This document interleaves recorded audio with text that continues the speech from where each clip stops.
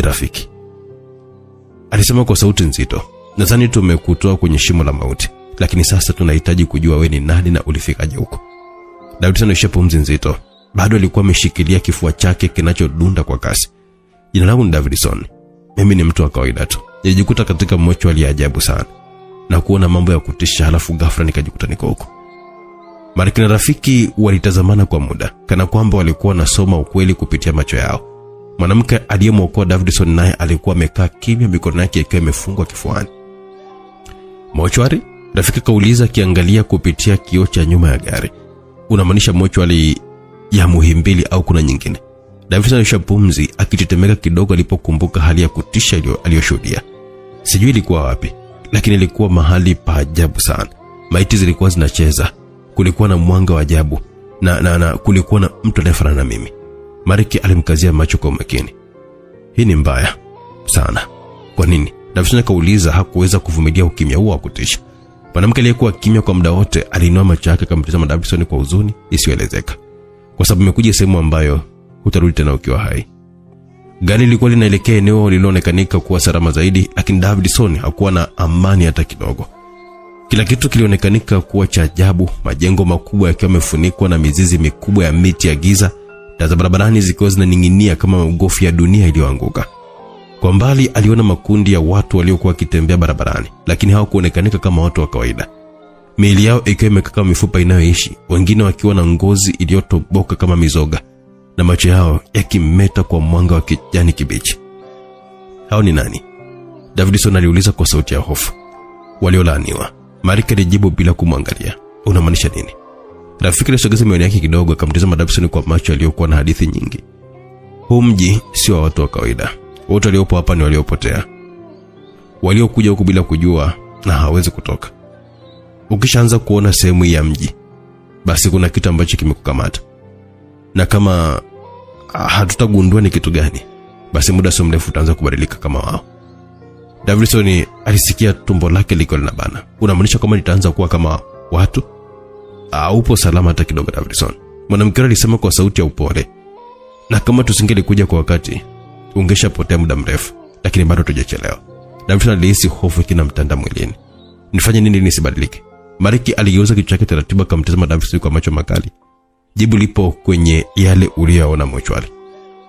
Kuna jambo lilofanyika kwako huko ambalo limekufanya uvuke mpaka. Ukikumbuka nini hasa lilikuwa, tunaweza kupata suluhisho kabla hujabadilika kwa mmoja wao. Davidson alihisi jasho likimtoka. Aliangalia nyuma ya kichwa chake akijaribu kukumbuka tukio la kwanza kabisa. Ndiyo, aliwakumbuka wale watu waliokuwa wamevaa mavazi meusi ndani ya mochwari, akikumbuka maneno ya ajabu, ishara alizokuwa akifanya na kitu alichokuwa kikitafuta kwa maiti. Alipofungua mdomo wake kuelezea, ghafla gari likatikiswa kwa kishindo kikali sana. Kulikuwa na mlio wa kiumbe kikubwa kilichogonga upande wa gari kwa nguvu na kikasababisha gari lipoteze mwelekeo na kuanza kuparamia barabarani kwa kasi kweli. Tunashambuliwa. Rafiki alipiga kelele akijaribu kurekebisha mwelekeo wa gari. Kutoka upande wa barabarani, kiumbe kikubwa kilisimama katikati ya giza, macho yake makubwa yaking'aa kwa rangi nyekundu. Kilikuwa na mikono minne mirefu na midomo yake ilikuwa imejaa meno marefu kama ya mbwa mwitu. Mariki alichomoa bunduki yake haraka sana akielekeza kwa kiumbe kile, lakini kabla hajafyatua risasi, kiumbe kile kiliruka kwa kasi ya ajabu na kujibamiza juu ya gari. Giza lilikuwa limetanda ndani ya jengo la mawe makubwa lenye dari refu lilikuwa limezungukwa na ukuta wa zamani. Ulikuwa ni mochwari isiyokuwa kawaida. Haukuwa sehemu ya kawaida ya kuhifadhi maiti, bali sehemu iliyofichika, iliyofunikwa na siri nzito sana. Davidson alifungua macho yake akiwa amelala juu ya meza ya chuma cha baridi. Mwili wake ulikuwa mzito kana kwamba alikuwa amebebeshwa mzigo wa roho zilizokufa. Mwangaza hafifu wa taa nyekundu ulichoma giza la chumba hicho, ukifanya vivuli virefu kupita kuta zake zilizokuwa zimejaa maandishi ya ajabu na kale. Kelele za kufukuta na kunong'ona zilikuwa zikizunguka angani, zikija kutoka pande tofauti za mochwari hiyo. Davidson alihisi baridi kali ikikamata ngozi yake, na kwa haraka alijigeuza. Macho yake yalitua kwenye meza zingine 3 zilizo karibu. Hakuwa peke yake. Kulikuwa na watu wengine waliolala humo, watu waliokuwa wamevaa mavazi meupe kama wagonjwa wa hospitali, miili yao ikiwa na michirizi ya damu kavu. Kwa mwendo wa polepole Davidson alijaribu kusimama, lakini ghafla sauti nzito na ya kunong'ona ikasikia kutoka pembeni yake. Umekuja kwa mara ya pili, sasa hautarudi tena. Davidson aligeuza kichwa chake kwa haraka. Aliona kivuli cha mtu kirefu kilichosimama mwishoni mwa chumba, kikiwa kimefunikwa na mavazi marefu meupe yaliyokuwa yakipepea pasipo na upepo. Wewe ni nani? Davidson akauliza kwa sauti ya chini, akihisi mwili wake ukiwa unatetemeka. Kivuli kile kilisogea mbele polepole, hatua zake zikipiga kelele za kutisha juu ya sakafu ya chuma. Ndipo Davidson alipopata nafasi ya kuona uso wa mtu huyo kwa mara ya kwanza. Uso wa mzee aliyekufa muda mrefu, ngozi yake ikiwa ina mipasuko ya kijivu, macho yake yakiwa meusi yaliyokuwa yametuama ndani ya vishimo vyake, na midomo yake ikiwa imejaa nyuzi nyeusi zilizojiviliga kama minyoo. Naitwa Nuhu, alizungumza kwa sauti nzito yenye kuleta mhemuko wa baridi. Na hapa ndio mwisho waliochagua njia ya giza. Davidson alihisi mapigo ya moyo wake yakiharaka. Nini kinatokea hapa? Watu wengine ni nani? Nuhu aligeuza kichwa chake taratibu, macho yake yakielekea kwenye miili mingine mitatu iliyokuwa juu ya meza za chuma. Hao ni wahanga kama wewe. Waletwa hapa kwa sababu moja, sababu wanajua zaidi walivyopaswa kujua. Davidson alimeza mate, hofu ikamshika koo. Nani amewaleta hapa? Kabla Nuhu hajajibu, ghafla ulisikika mlango wa chuma ukifunguliwa kwa kishindo. Davidson aligeuza macho yake kwa haraka sana kuelekea mlango huo. Kutokea giza la mlango huo walitokea watu 4, wakitembea kwa hatua nzito na vichwa vyao vikiwa vimefunikwa kwa kofia ndefu nyeusi. Walikuwa wamevaa mavazi meusi yenye maandishi ya kale, na kila mmoja alikuwa ameshika mshumaa unaowaka kwa moto wa rangi ya blue.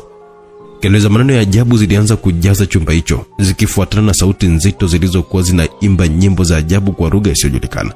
Davidson alikuwa amehisi kichwa chake kikiwa kinazidi kuwa kizito, kana kwamba alikuwa anavutwa ndani ya ndoto mbaya isiyokuwa na mwisho. Mmoja kati ya watu hao alisogea mbele, akishika kitu kinachoangaza mikononi mwake. Kilikuwa ni kipande cha kioo cha kale kilichojaa mistari ya damu iliyokauka.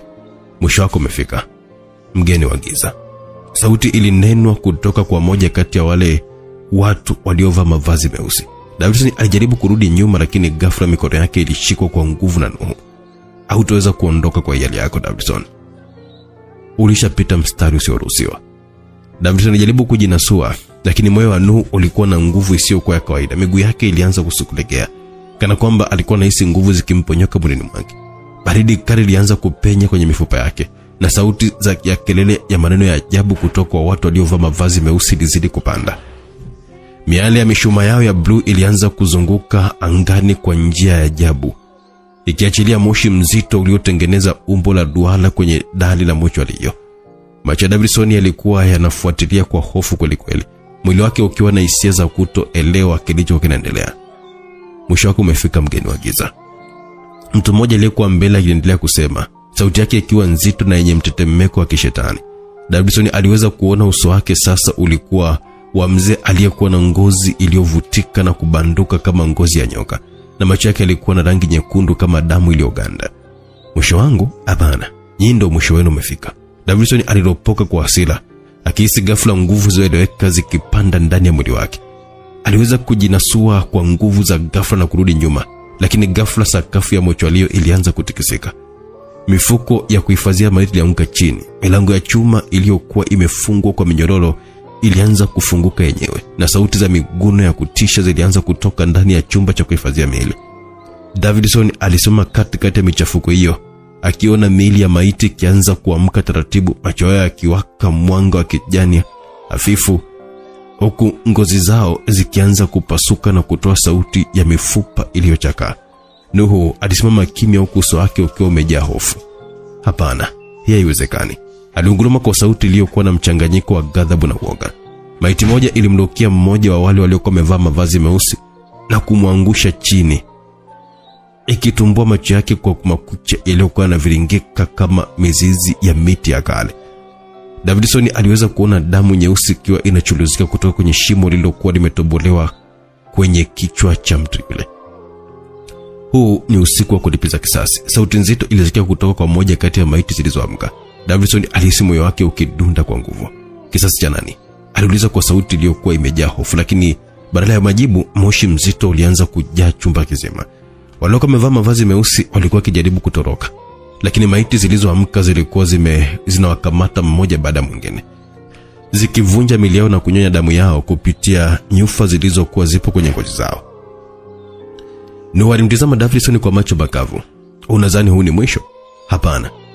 Hii ni mwanzo tu wa mlango mwingine wa mateso. Aliposema hivyo, ghafla ardhi ilipasuka katikati ya mochwari na moto wa bluu ukalipuka, ukifanya moshi mweusi kujaa haraka sana kwenye chumba hicho. Davidson alijaribu kurudi nyuma, lakini kabla hajachukua hatua zaidi, mikono yenye kucha ndefu ilimshika miguuni mwake na kumburuza kuelekea kwenye ufa huo. Davidson alihisi ngozi yake inawaka moto, huku mikono yenye kucha ndefu ikiendelea kumburuza kuelekea kwenye ufa uliokuwa umefunga katikati ya mochwari. Sauti za maiti zilizofufuka zikaendelea kugugumia kwa sauti nzito, zikicheka kwa ukatili kama viumbe vilivyokuwa vimetoka kwenye shimo la kuzimu. Alijaribu kujinasua, lakini mikono hiyo ilikuwa na nguvu ya ajabu. Alihisi kana kwamba damu yake ilikuwa inanyonywa taratibu kupitia ngozi yake. Hapana, hii sio hatima yangu. Davidson alipiga kelele, akijaribu kupiga mateke kwa nguvu, lakini ghafla mmoja wa maiti walioamka, mwanamke aliyekuwa amevalia joho la hospitali lilikuwa limechanika na lenye alama za damu, alimshika shingoni kwa mkono wake baridi na wenye nguvu ya kutisha. Macho mwanamke yalikuwa ni meupe kabisa, hayakuwa na mboni, na kinywa chake kilifunguka kwa upana usio kwa kawaida, kana kwamba alikuwa tayari kummeza mzima. Umekuja mahali pasipokuwa na huruma. Umekuja mahali ambapo waliokufa wanazungumza. Mwanamke huyo aliunguruma kwa sauti iliyosababisha hewa nzito na ya baridi kuzunguka chumba kizima. Davidson alitetema kwa hofu. Hakuwahi kabisa kuona kitu cha kutisha kama hicho maishani mwake. Alijua sasa kwamba hakuwa tena kwenye ulimwengu wa kawaida. Ghafla kilio kizito kilisikika upande ule wa pili wa chumba. Davidson aligeuza macho yake haraka sana. Aliona mmoja kati ya wale waliovaa mavazi meusi akiwa anakimbia kuelekea mlangoni akihema kwa hofu. Lakini kabla hajafika mbali, mifupa miwili mikubwa ilitoka ardhini kwa kasi na kumkamata kwa nguvu kweli. Ikamvuta ndani ya ufa uliokuwa umejaa giza. Kilichofuata kilikuwa ni kilio cha maumivu kilicho katika ghafla, kana kwamba alikuwa amekatwa vipande ndani ya giza hilo. Davidson alihisi tumbo lake likiwa linajikunja kwa hofu. Nuhu aliyekuwa amesimama bado akitazama kila kitu kwa macho yasiyokuwa na uhai, alitikisa kichwa taratibu na kusema, "Sasa umeona kinachoendelea, lakini bado hujaelewa kinachotokea." Davidson alivuta pumzi kwa nguvu, akijaribu kujizuia asipoteze fahamu kutokana na mshtuko. "Eleza basi, nini kinachoendelea hapa?" aliuliza kwa sauti nzito ya hasira. Nuhu alitembea polepole kuelekea mezani, akapiga hatua hadi kwenye ukuta uliokuwa umejaa maandishi ya kale yaliyokuwa yameandikwa kwa damu. Mochwari haipo kwa ajili ya kuhifadhi miili ya waliokufa kwa amani. Ni daraja kati ya ulimwengu huu na ulimwengu waliolaniwa. Davidson alihisi baridi kali kimzunguka. Kila maiti inayokuja hapa, ikiwa na deni kwa waliokufa, inarudi kuwalipa walioiacha bila haki. Na wewe, Davidson, umeingia bila ruhusa. Sasa lazima uchague, utakufa kama wao au utakuwa ni mmoja wao. Alisema hivyo ghafla moto wa blue kama ilipuka kutoka ardhini na ukuta uliokuwa umejaa maandishi ya damu ukaanza kutetemeka. Mlango wa mochwari ulifunguka ghafla na upepo mkali ulianza kuvuma ndani, ukizoa nyaraka na vifaa vilivyokuwa viko mezani. Davidson alijua kwamba hakuwa na muda wa kufikiria. Alikuwa anahitaji kufanya maamuzi: kukimbia, kupigana au kuingia kabisa kwenye ulimwengu wa giza. Davidson alikuwa anahisi hewa nzito ya mauti kinazunguka mwili wake. Upepo wa baridi umebeba harufu ya uchafu na damu ulinyanyua karatasi chache zilizokuwa zimeandikwa maandiko ya ajabu na kuzizungusha angani, kana kwamba mochwari hiyo ilikuwa ikivuta pumzi yake ya mwisho kabla ya kufunguka kwa mlango mwingine wa kuzimu. Hakuwa na muda wa kufikiria. Ilikuwa ni aidha atoke au aingie ndani kabisa kwenye ulimwengu waliolaniwa. Davidson aliamua kupigana. Aliinua mguu wake wa kulia na kupiga teke meza ambayo ilikuwa karibu, akifanya vyombo vya maabara kuruka hovyo na kuivunjika sakafuni. "Sitasimama hapa na kufa," alipaza sauti, na mapigo ya moyo wake yakadunda kwa hofu na hasira. Maiti zilizoamka zilianza kuelekea kwake kwa kasi kweli. Ngozi zao zilianza kubanduka zaidi, zikitoa harufu ya kuoza, huku macho yao yakimeta kwa nuru hafifu ya kijani. Nuhu alisimama nyuma yao, akitabasamu kwa tabasamu la giza. "Huwezi kutoroka, kwa sababu hauko tena upande wa walio hai." Davidson alihisi damu yake ikiwa inakauka kwa hofu. Lakini kabla hajachukua hatua nyingine, sakafu ilipasuka tena. Kutoka kwenye huo ufa, mkono mkubwa wa mifupa ulijitokeza, ukivuta mnyororo mrefu wa chuma. Davidson alikosa hewa kwa sekunde moja, lakini jambo lilofuata lilimtisha zaidi. Kutoka katika shimo hilo alitokea mtu aliyekuwa amevalia joho jeusi. Uso wake umefunikwa na ngozi iliyokuwa imejaa nyufa. Macho yake yalikuwa ni makubwa na yenye miale miekundu kama miale ya jua la kuzimu. Karibu nyumbani, Davidson alirudi nyuma taratibu. Lakini kabla hajapiga hatua ya pili, mnyororo wa chuma ulirushwa kwa kasi na kumzunguka kiuno. Ulikuwa ni mzito, wenye baridi kali iliyopenya moja kwa moja kwenye ngozi yake. Hapana, hapana. Davidson akapiga kelele akijaribu kujinasua, lakini mnyororo huo ulivutwa kwa nguvu, ukimburuza kuelekea kwenye ufa wa kuzimu. Hapana, sijakosea kitu. Sifai kuwa hapa. Lakini hakuna aliyesikiliza. Maiti zilizoamka zilicheka kwa sauti ya kugumia, huku Nuhu akisimama akitazama kwa macho yaliyokuwa yamejaa furaha ya kishetani. Safari yako ndio kwanza inaanza. Mwanga wote wa moto ulififia. Davidson alihisi mwili wake ukiwa ni mwepesi kama roho inayoondoka mwilini. Kisha kiza kikali kikamficha. Davidson alifumbua macho yake taratibu. Kila kitu kilikuwa kimya, lakini si kimya cha amani, bali kimya kilichobeba mzigo wa hofu. Alikuwa amelala juu ya sakafu baridi ya mawe, na juu yake kulikuwa na dari iliyokuwa imechanika yenye nyufa kubwa zilizokuwa na ukungu mweusi ukivuma kutoka ndani yake. Ukuta uliokuwa karibu na yeye ulikuwa umejaa maandishi ya damu yaliyokuwa yamekauka, lugha ya ajabu ambayo hakuwahi kabisa kuiona maishani mwake. Alijaribu kunyanyuka, lakini mnyororo ulikuwa umefungwa kiunoni mwake ulimzuia. Ndipo aliposikia sauti ya kunong'ona. Mwangalie, mpya amewasili. Davidson alikuwa anahisi mgongo wake ukiwa unasisimka. Polepole aligeuza shingo yake na macho yake yalizunguka katika mwangaza hafifu wa miali ya mishumaa iliyokuwa imepangwa kwenye duara kubwa katikati ya chumba hicho cha kutisha. Alipoona kilichokuwa kimemzunguka, damu yake iliganda. Kulikuwa na watu ambao walikuwa wamefungwa minyororo kama yeye, lakini walikuwa ni si watu wa kawaida. Nyuso zao zilikuwa zimeharibika. Baadhi walikuwa hawana macho kabisa. Wengine walikuwa na matundu yenye giza badala ya midomo. Na wengine walikuwa na ngozi zilizopasuka zikionyesha mifupa iliyochomeka kwa moto wa jehanamu. Davidson alimeza mate kwa hofu. Mwanga hafifu wa mshumaa ulitengeneza vivuli virefu vya kutisha kwenye kuta, vikicheza kama viumbe hai. Waliokuwa wamefungwa ndani ya minyororo mtazamo kwa macho yasiyokuwa na uhai. Walikuwa ni kama wafu waliobaki na fahamu zao, lakini walikiteswa na uwepo wa miale ndani ya giza hilo. Unaitwa nani? Sauti nzito iliyokuwa inakwaruza kama chuma kilichokuwa kinakwaruza juu ya jiwe ilitoka upande wake wa kulia. Davidson aligeuza kichwa polepole, akiogopa kuona kilichokuwa kinazungumza naye. Mbele yake alionekanika mtu ambaye alikuwa na ngozi iliyokuwa imechanika, mifupa ya uso wake ikiwa wazi, lakini macho yake yakiwa yamejaa mateso na huzuni. Wewe ni nani? Na hapa ni wapi? Davidson akauliza kwa sauti dhaifu. Mtu huyo alitabasamu kwa uchungu, meno yake yaliyooza yakimeta katika mwangaza wa mishumaa. Hatujui tulipo. Hatufahamu kama bado tuko hai au tumekufa. Tunachojua ni kwamba hatuwezi kutoka. Davidson alikuwa anahisi mwili wake ukitetemeka. Ndipo sauti nyingine iliposikia kutokea gizani kivuma kama upepo wa mauti. Hakuna kutoka. Mara tunapofika hapa, unakuwa ni wetu milele. Davidson alihisi mwili wake ukiwa unakakamaa kwa hofu. Hakuweza kuelewa ni vipi alifika mahali hapo, wala kwa nini waliokuwa hapo walionekanika kuteseka kwa namna ya kutisha. Alijaribu kuondoa mnyororo kumemzunguka kiuno chake, lakini kilikuwa ni kigumu kama chuma cha moto. Alipojaribu kuvuta kwa nguvu zaidi, alihisi kitu baridi kikiwa kinamtambaa kwenye ngozi yake kama vidole vya maiti. Usijisumbue kijana. Hakuna aliyewahi kuondoka hapa. Davidson alitelekezwa na uoga kutoka gizani. Mtu mwingine alijitokeza polepole akitembea kwa mwendo wa taratibu. Macho yake yalikuwa ni kama shimo jeusi la mateso, yakiwa hayana hata chembe ya uhai. Hii ni mocho waliolaniwa. Wote tulifikia hapa kwa njia moja au nyingine, na hakuna anayeondoka. Davidson ajabu kupinga akili yake sikubali maneno hayo. Hakutaka kuamini kwamba alikuwa amekwama mahali pa namna hiyo. Lakini ghafla sakafu ilianza kutetemeka. Ukuta wa mbele ulipasuka na kufunua mlango mrefu wa chuma uliokuwa umejaa maandishi ajabu.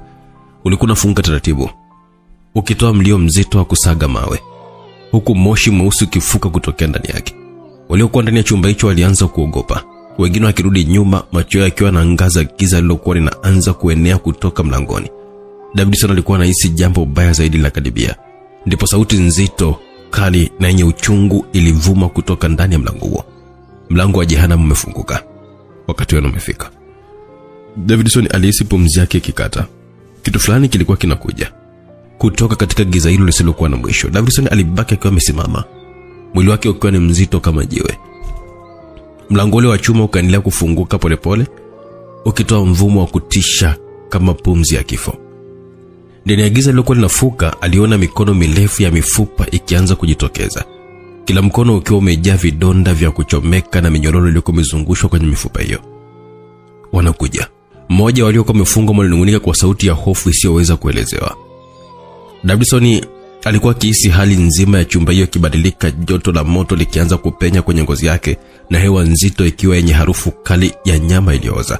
Ndipo walipotokea kutoka katika giza hilo viumbe wembamba warefu waliokuwa wamevaa joho jeusi lilokuwa lining'inia kama moshi, huku nyuso zao zikiwa hazionekaniki kabisa isipokuwa macho mekundu yaliyokuwa yakimelemeta ndani ya vishimo virefu vya giza. Walitembea polepole, lakini kila hatua yao ilileta mtikisiko mdogo wa ardhi. Mmoja wao alimtazama Davidson moja kwa moja. Davidson akajaribu kurudi nyuma, lakini minyororo ilizidi kumshikilia kwa nguvu. Ndipo kiumbe alipoinua mdomo wake wa mifupa na kuelekeza kidole chake kwa Davidson. Mmetufanyia usaliti, na sasa ni lazima mlipie kwa damu yenu. Ghafla ukuta wote wa mochwali ukaanza kugeuka na kuwa nyama inayoishi. Ukuta uliojaa ngozi za maiti zenye macho yaliyokuwa yakifumbuka taratibu na midomo iliyokuwa inatoa vilio vya mateso. Davidson alihisi ulimwengu wake ukibadilika ghafla kabisa. Ilikuwa milango ya kuzimu ikiandama kazi yake mapya.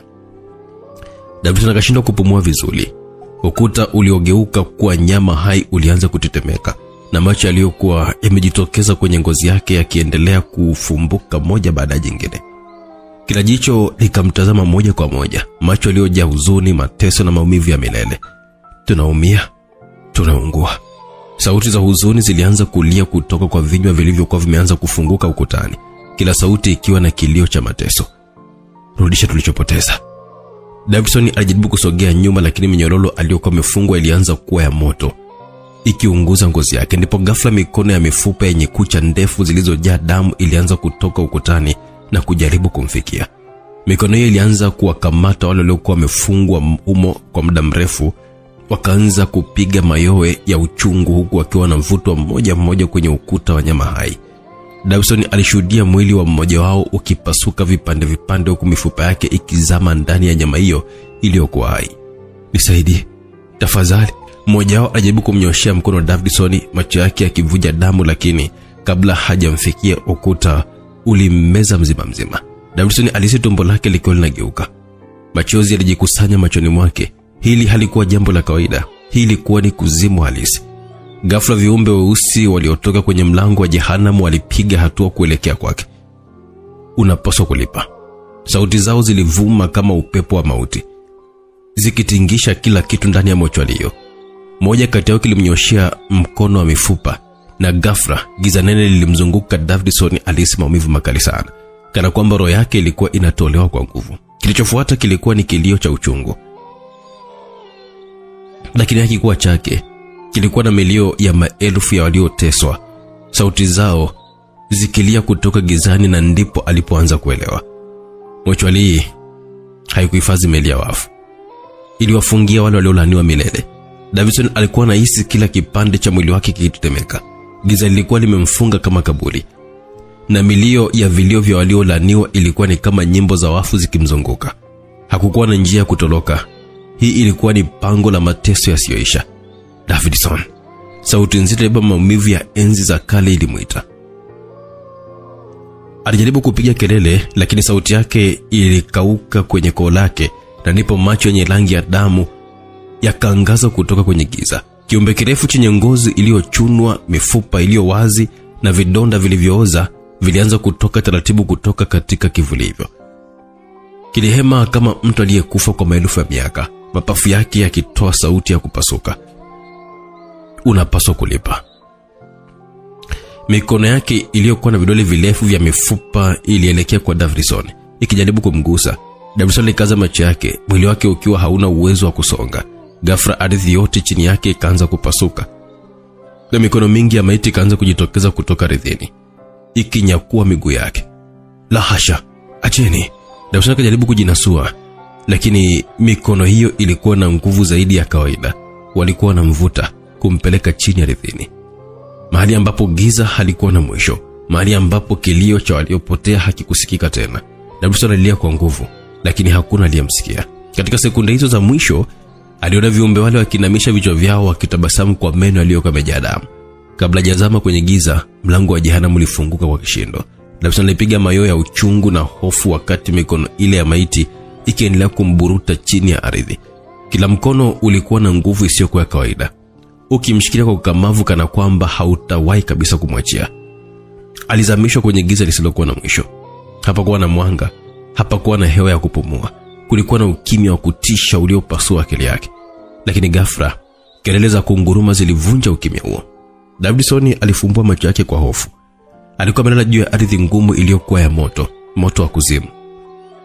Kulikuwa na maelfu ya watu waliokuwa wamelazwa kifudifudi, walilia kwa maumivu, miili yao ikiwa imechobwa na makovu ya moto wa milele.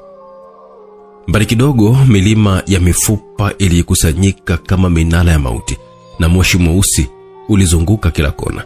Lakini kilichomtisha zaidi, walikuwepo wale waliopotea zamani. Miili yao ilikuwa imeoza nusu, huku macho yao yakiwa hayana mwangaza wa uhai, lakini bado walikuwa wakitembea. Waliotangulia, wale waliokuwa wameshikwa na mkasa huu kabla yake, waliokuwa wamemezwa na laana ya mochwali, na sasa alikuwa ni mmoja wao. Hautaweza kutoroka, Davidson. Sauti ya kutisha ilisikika nyuma yake. Davidson aligeuka taratibu, na hapo alimuona yule mlinzi wa roho zilizopotea, kiumbe kirefu kilichovaa joho la damu. Sauti yake ilikuwa imefunikwa na giza, lakini macho yake yaking'aa kama moto wa kuzimu. Umeingia katika ulimwengu aliolaniwa, na hakuna anayetoka hai. Davidson alihisi moyo wake ukiganda. Huu ndio ulikuwa mwisho wake? Je, alikuwa ni mgeni wa milele ndani ya tumbilio la giza? Daktari Davidson. Sauti ilisikia kwa mbali ikimuita kwa uharaka. Alijisikia kana kwamba alikuwa anazama ndani ya maji mazito. Kabla hajafumbua macho, alikuwa anahisi mguso laini kwenye bega lake. Aliamka kwa mshtuko. Mwili wake ulitetemeka, pumzi zake zikiwa nzito kweli. Alikuwa amekaa kwenye kiti chake ndani ya chumba cha kupumzikia cha hospitali, macho yake yakiwa mekundu kwa mshtuko wa ndoto ile. Nesi mmoja ambaye alikuwa amevalia mavazi meupe ya kazi alikuwa amesimama mbele yake, macho yake yakimwangalia kwa wasiwasi. Ulikuwa unatetemeka daktari. Ulilala fofofo na kupumua kwa shida sana. Davidson hakujibu mara moja. Alisha pumzi ndefu akijaribu kuelewa kile kilichokuwa kimepita kichwani mwake. Ndoto. Ilikuwa ndoto. Lakini je, ilikuwa ni kweli ndoto? Alijifuta jasho kwenye paji la uso wake, na kwa taratibu akaangalia mikono yake. Moyo wake ulipiga kwa hofu sana. Palikuwa na matope meusi yaliyokuwa yamekauka juu ya viganja vyake, na harufu nzito ya mzoga mbaya iliyozidi hata harufu ya maiti ndani ya chumba cha kuhifadhia miili. Hapana, haiwezekani. Davidson alijisemea kimoyomoyo. Mapigo yake ya moyo yalikuwa yanaharakishwa sana na hofu mpya. Alihangaika kujipangusa kwenye koti lake jeupe la kidaktari, lakini harufu haikuondoka. Nesi alimwangalia kwa mshangao. Uko sawa kweli daktari? Davidson alijitutumua na kupumua kwa nguvu. Niko sawa, nilikuwa na usingizi mzito tu. Alisimama kwa taabu, mwili wake bado ukiwa mzito na kichwa kikiwa kina mzongo kwa mawazo. Alihitaji hewa safi, lakini kabla hata hajachukua hatua kuelekea mlango wa mochwari ulifunguka taratibu bila mtu yeyote ule kushika kitasa. Mlango wa mochwari ulifunguka polepole, ukaendelea kusukumwa na upepo wa ajabu uliokumeleta baridi kali sana isiyokuwa ya kawaida. Davidson akasimama wima. Mwili wake ulikuwa mzito kwa hofu. Alikuwa anahema kwa nguvu na kutazama nje ya mlango ule ulioachama. Hakukuwa na mtu, hakukuwa na chochote. Lakini kulikuwa na harufu ile ambayo alikuwa ameinusa kwenye ndoto yake. Alijikoza na kupiga hatua chache kuelekea mlango. Aliusukuma taratibu na kuufunga vizuri. Davidson. Sauti ilimfanya aruke kwa mshangao. Aligeuka na kukuta mmoja kati ya wafanyakazi wenzake. Alikuwa Julius, akiwa amesimama nyuma yake huku akiwa amevaa glavu nyeupe na koti lake jeupe la kazi. Julius alikuwa ni mtu wa masiara sana, mwenye ujasiri wa hali ya juu mno, lakini pia hakuwa mtu wa kupuuza mambo ya ajabu. Unashangaa nini bwana? Mbona kwa kama umeona mzimu hivi? Julius akauliza huku akiwa na tabasamu, lakini uso wake ukaonyesha wasiwasi alipomtazama Davidson kwa umakini. Davidson aliguna. Hapana, ni upepo tu. Mlango ulifunga ghafla. Julius alikunja uso. Hii mochwari na mambo ya ajabu sana bro. Hata jana usiku nilihisi kuna mtu ambaye alikuwa anatembea hapa ndani, lakini nilipogeuka hakukuwa na mtu. Davidson alimeza mate na kutikisa kichwa. Hebu tuachane nayo mambo. Miili mipya ishafika. Julius aliguna na kuashiria kwa mkono wake. Ndio, tumepokea miili 3 leo. Kuna mmoja wa ajali ya gari, mwingine kauawa na mapanga, na kuna mtoto wa miaka 5 ambaye ni... Akasimama ghafla, uso wake ulibadilika. Davidson alimtizama kwa mshangao. Mtoto wa miaka 5 ambaye nini? Julius alimtizama kwa hofu. Sijui kama ni mawazo yangu, lakini nadhani nilimsikia kilia. Davidson alihisi mwili wake ukipigwa na wimbi la baridi kali sana. Hakusema kitu kwa sekunde chache. Ukimya mzito ulitawala mochwari nzima. Halafu, mama, naogopa. Sauti ya mtoto ilisikika kwa mbali. Julius aligeuka ghafla. Umesikia hilo? Davidson hakuweza kujibu. Alikuwa amesikia. Sauti ilitoka upande wa chumba cha kuhifadhia miili. Lakini wote walijua kitu kimoja. Miili yote huko ilikuwa imekufa. Sauti ya mtoto iliendelea kusikika kwa mbali laini na ya huzuni kweli kweli. Mama, naogopa. Davidson alihisi mgongo na jasho baridi, na sasa haikuwa ndoto tena. Uhalisia ulianza kuwatafuna. Hali ya mochwari ilibadilika ghafla. Ukimya ule mzito sasa ulikuwa umejaa uzito wa hofu. Julius alimeza mate kwa shida na kutazamana na Davidson. Bro, umesikia hilo? Davidson hakujibu. Baadaye alikuwa amechukua hatua moja mbele kuelekea chumba cha kuhifadhia miili. Julius akamsogelea na kumnyatia. Davidson, hebu acha ujinga. Miili haiwezi kulia. Lakini Davidson hakusimama. Alifika mbele ya mlango wa chumba cha kuhifadhia maiti. Akaweka mkono wake kwenye kitasa. Moyo wake ulikuwa unadunda kwa kasi. Alifungua mlango taratibu. Upepo baridi mkali ulitoka huko ndani. Julius akarudi nyuma kwa mshangao. Shit, mbona kuna baridi hivyo ndani? Davidson hakujibu. Machoni pake moshi mwepesi wa kijivu ulikuwa unafuka polepole juu ya jokofu la kuhifadhia maiti. Na hapo walimuona. Mwili mdogo wa mtoto wa miaka 5 ulikuwa umelazwa pale, umefunikwa shuka jeupe. Lakini kilichoatisha, kulikuwa na macho mawili mekundu yakiwa yamechomoza ndani ya shuka lile. Mama, naogopa. Sauti ilisikika tena, lakini safari ikitoka chini ya shuka. Julius alirudi nyuma kwa mshangao na kupiga kelele. Davidson alitetemeka, lakini kabla hajafanya chochote kile, shuka likaluka juu ghafla. Mwili wa mtoto ulikuwa umekaa wima, lakini kichwa kilikuwa kimegeuka nyuma. Julius alilia kwa hofu na kukimbilia mlango, lakini ghafla mlango wa mochwari ukajifunga ghafla kwa kishindo kikubwa. Giza likatanda, na kisha sauti nyingine ikatokeza kwenye kona ya chumba. Sauti ya kucheka ya watoto wengi. Giza lilikuwa zito kama moshi mzito wa kaburi. Davidson alisimama wima, mwili wake ukiwa mzito kwa hofu, macho yake yakijaribu kupenya katika giza lile lisilokuwa la kawaida. Lakini alichoona kilizidisha hofu yake. Vivuli vidogo vya watoto vilianza kutembea polepole pembezoni mwa chumba. Sauti ya vicheko vya ajabu ilijaa kila kona. Tupo hapa. Julius alikuwa amejibanza ukutani, mapigo ya moyo yakipiga kwa kasi kama ngoma ya vita. Hii sio kweli. Davidson hakusema chochote kile. Alijua kabisa hii ilikuwa kweli. Ghafla sauti ilibadilika, ikawa nzito, yenye ukali wa kifo. Mbona mnatutazama? Wote mnatakiwa kuwa na sisi. Kwa nini mmetuweka kwenye baridi kali kama hivyo? Mlango ulianza kutetemeka kwa nguvu, kama kitu